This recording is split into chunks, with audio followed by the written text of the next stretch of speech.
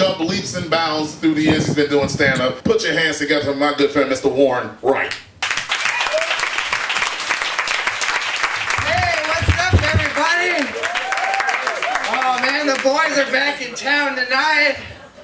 Theo's got his bow tie. Slim Bloodworth has a hat like Indiana Jones. It's going down, man. I'll tell you something funny. The other day I was in a bar and a woman told me that I looked like a pirate. And I didn't get to meet what that meant because she walked the fuck away. And another dude, he says, "Hey Warren, you cut your hair really short and you got all them tattoos. You look like you could be in the Aryan Brotherhood." Because that's a fucking sweet thing to say to somebody, that I look like racially motivated prison murderers. And then a third dude said I look like Jesse Pinkman from Breaking Bad. I'm glad y'all laughed at that. It's funny. It was just really rough on my self-esteem knowing I look like a racist pirate that sells meth. I'm into skateboarding. I like street skateboarding specifically. Something that's already illegal. Even more illegal when you look like the racist white devil of everybody's nightmares. The other night I'm skating at high school and a cop comes around and he's so mad that he's talking like Hank Hill. He goes, "Boy, before I search you, you ain't got nothing sharp in your pockets that could poke me or stick me, do you?" And when he said that, I got really nervous really quick because when I go skateboarding, I like to cram a bunch of sharp objects down my skin-tight jeans. I tell you, there's nothing like the raw adrenaline rush of just loading my pants up with unsheathed knives and syringes and catching some fucking sweet air. And my cock is made out of thumbtacks.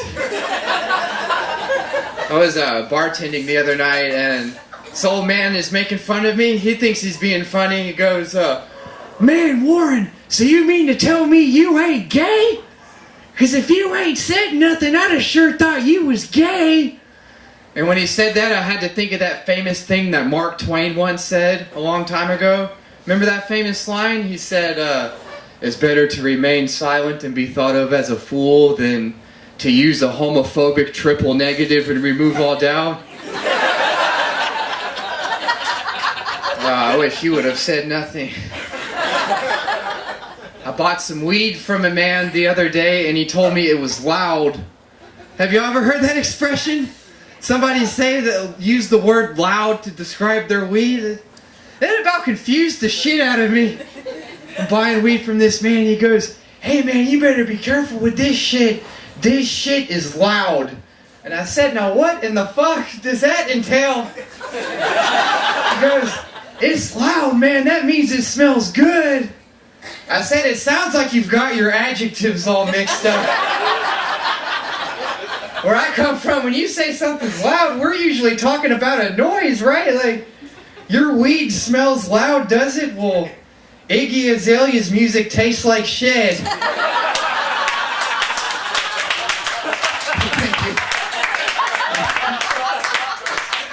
I used to use harder drugs. I used to take those time-released Adderall. And one night I took one of those and I forgot that I'd already taken pure liquid brown LSD. And I'd like to advise you guys that you never do that ever, man.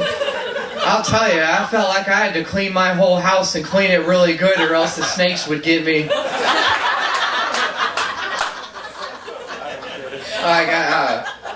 For a living, I bartend at St. Dane's Bar and Grill.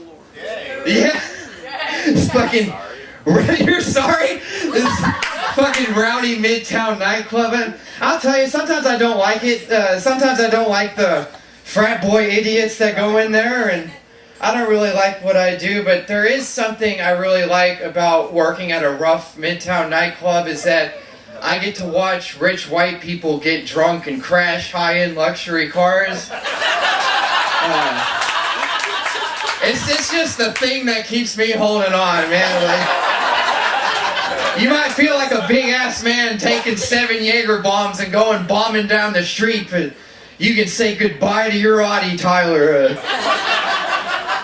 I read something interesting in Time magazine. I read that the more expensive somebody's car is, or the more cars somebody owns, the more likely they're to engage in like reckless behaviors like speeding, trying to beat the train and whatnot. Something else I've noticed that the more expensive somebody's car is, the more I enjoy watching that shit get totaled. Think about, say you're driving down 45 South one day and you see like a smashed up like 95 Neo Geo, like a short little Guatemalan guy gets out wearing like an Olive Garden apron. You think, man, that's just sad, man. I hope that dude's day gets better, man.